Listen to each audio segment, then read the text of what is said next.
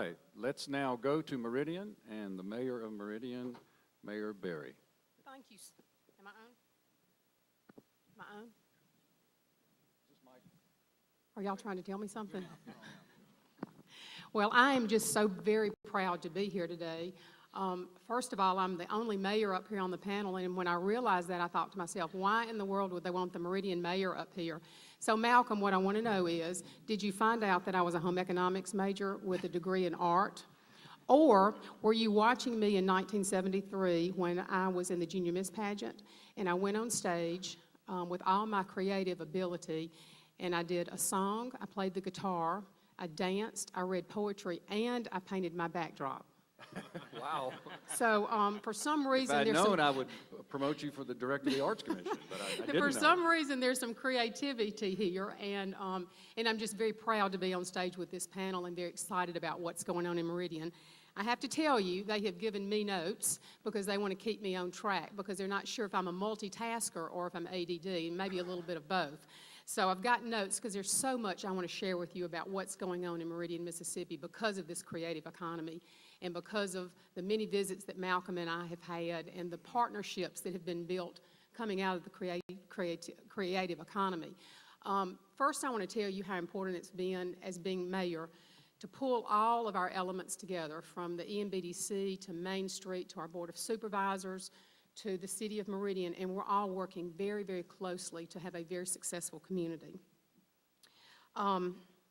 Meridian has moved past theories to practice in the creative economy, and we're no longer debating those benefits because the creative economy is working in Meridian, and we are growing very strongly.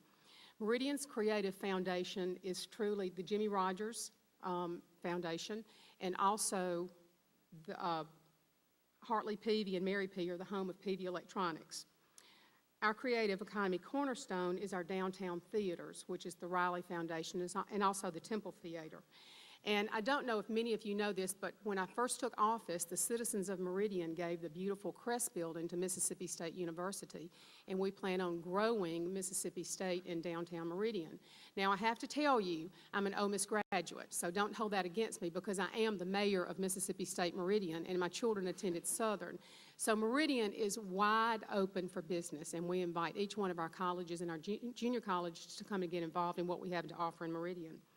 But in the past few years, we have changed how we do business in Meridian. We have less regulation. We have a flexible government. We have a reasonable code enforcement, realistic view on preservation and development, and we are entrepreneur-driven. It's like I'm ready for government to get out of the way so that our entrepreneurs can come in and make money on our community. My job as mayor is to provide those opportunities to make people successful, to provide those basic infrastructures, safety to our community, a good educational program, and that's what we're working towards in Meridian. And through this economy, through this creative economy, people are coming in to do business and to open new businesses in Meridian because it's easy now to do business in Meridian. It's real simple. Our policies must encourage entrepreneurs to invest, grow, and provide jobs. Our job is not to assume how we can show somebody or tell somebody that wants to get into a private business what to do and how to do it, but to give them the opportunity to do it.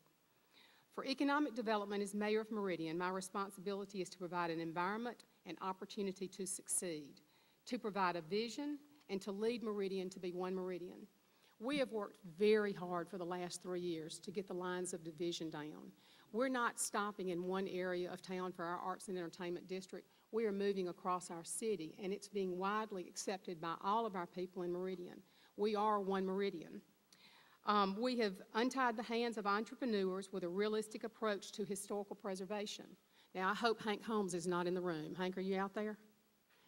We have several conversations on a regular basis because Meridian has got more stock in historical buildings than anywhere in the state, and we have a beautiful downtown Meridian.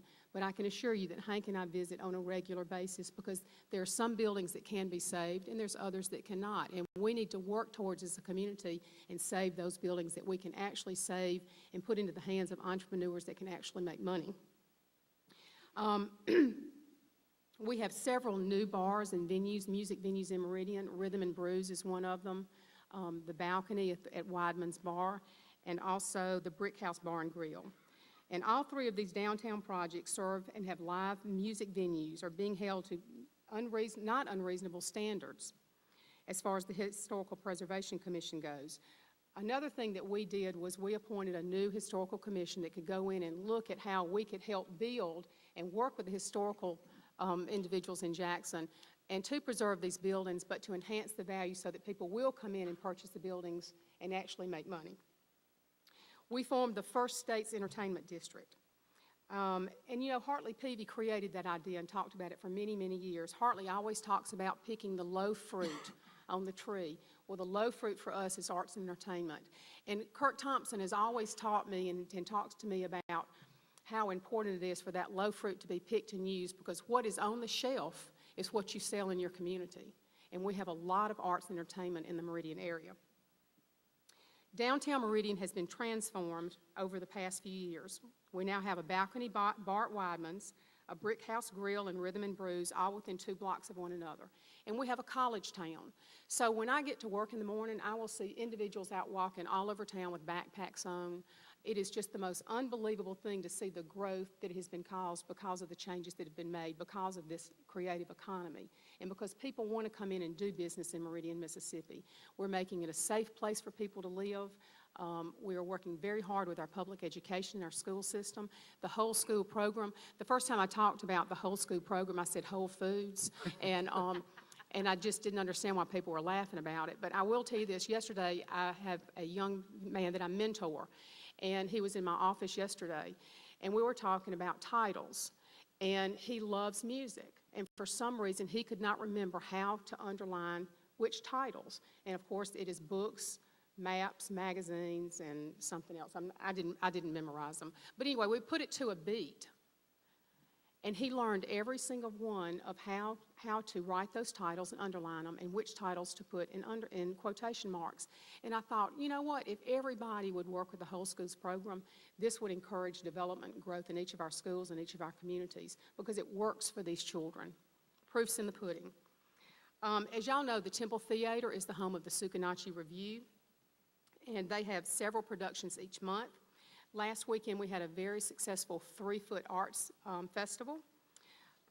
Things are just going great in Meridian.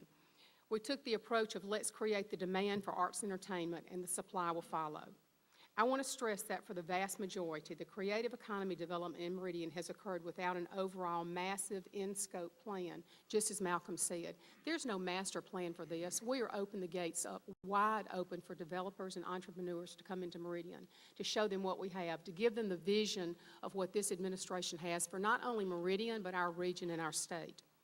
We shifted our programs and our focus from capital projects dictated from the City Hall to entrepreneur marketplace of ideas.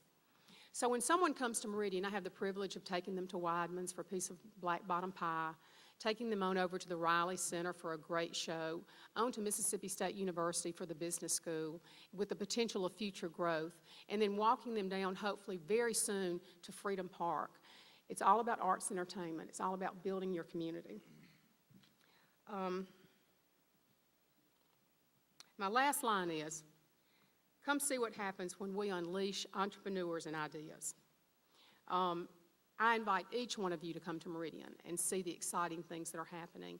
We have a wonderful city council. We have a wonderful team of people that were working together, and Meridian is certainly making a difference, I think, in the state, and it's really because of this creative economy. I think the most exciting thing that I have to say, and I'm going to save a lot of this for Tommy Delaney, who is the president of the MEC and very proud to be one of my partner in crimes, but the Mississippi Arts Entertainment is soon to be started in Meridian, Mississippi. It's been an ongoing project for many years, but I think we have a short video, do we? We do. Blake's going to Have roll a the short video. video about the MEC and what the potential it has for growth for the state of Mississippi. It's about the culture of all of our artists from all over the state. Malcolm, have I missed anything? You got it, Mayor. Thank you very much. And then Thank we're going you. to take a look at this Meridian Arts and Entertainment video.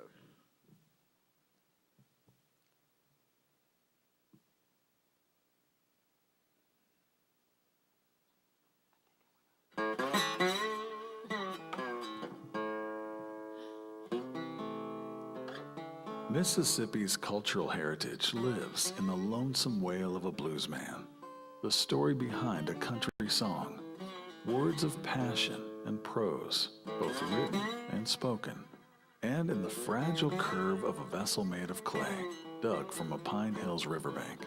A heritage rich in cultural diversity defines Mississippi. Ready? Let's boogie. Home of some of the most creative talents in the world. From the Appalachian foothills to the heart of the Capitol River area have come literary giants such as William Faulkner, John Grisham, Willie Morris, Eudora Welty, and Tennessee Williams.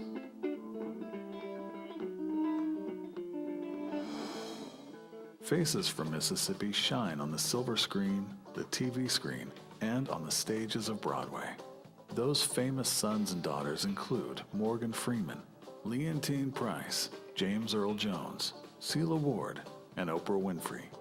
From the flat, fertile Delta come the haunting sounds of the blues. Born of hardship and washed by the muddy memories of the Mississippi River, the music spread from ramshackle juke joints to world-class stages across the globe. John Lee Hooker, Charlie Patton, and Muddy Waters became legends beyond their time. Carrying on the tradition are artists such as James Super Chicken Johnson and B.B. King, a legend in his own time.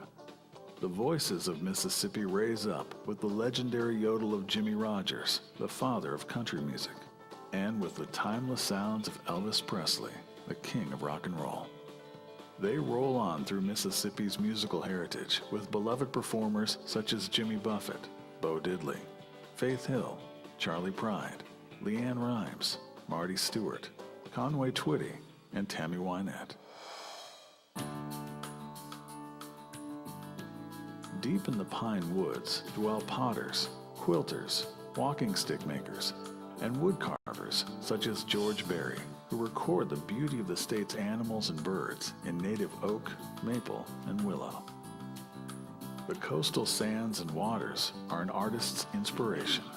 Their beauty is captured on canvas and in the creations of legendary potters such as Peter Anderson and George Orr.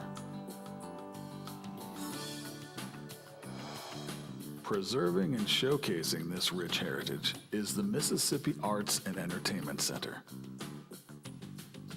Site preparation, including the demolition and removal of previous structures, is currently underway in the heart of Meridian's Arts and Entertainment District to make way for the new center. Given Meridian's prime location in the state and the major highways and interstates that offer travelers easy access, the Mississippi Arts and Entertainment Center stands poised as the gateway to the state's rich history of visual and performing arts and music.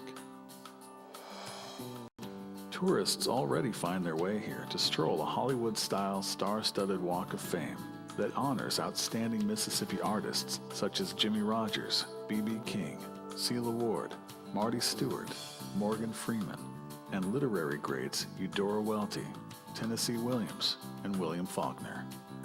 More bronze stars bearing the names of famous Mississippians will be placed along the Walk of Fame in the future. Visitors come for performances at the MSU Riley Center for Education and Performing Arts and to the Temple Theater. And they come to the Sule Industrial Heritage Museum to celebrate the age of steam and to revel in the sounds and tastes of pure Mississippi fun. In one culture, the word museum means house of magic. The best museums help us relive the past, not just remember it. They are places not only to see, but also to feel and explore, and they are the teaching tools that inspire discussion, exploration, and dreams. The Mississippi Arts and Entertainment Center is more than a museum, and its potential is without limits. In addition to celebrating the richness and depth of the state's cultural heritage, the goal of the Mississippi Arts and Entertainment Center is to advance that legacy through education, exhibitions, performances, and ties to festivals and special events throughout the state. Most important though, the Mississippi Arts and Entertainment Center opens the door to the state's rich heritage, provides cultural access to the past and the future, and offers inspiration for talented Mississippians whose greatness is yet to come. Through the arts, Mississippi has touched the world. Now, through the Mississippi Arts and Entertainment Center, Mississippians and the world can touch the arts.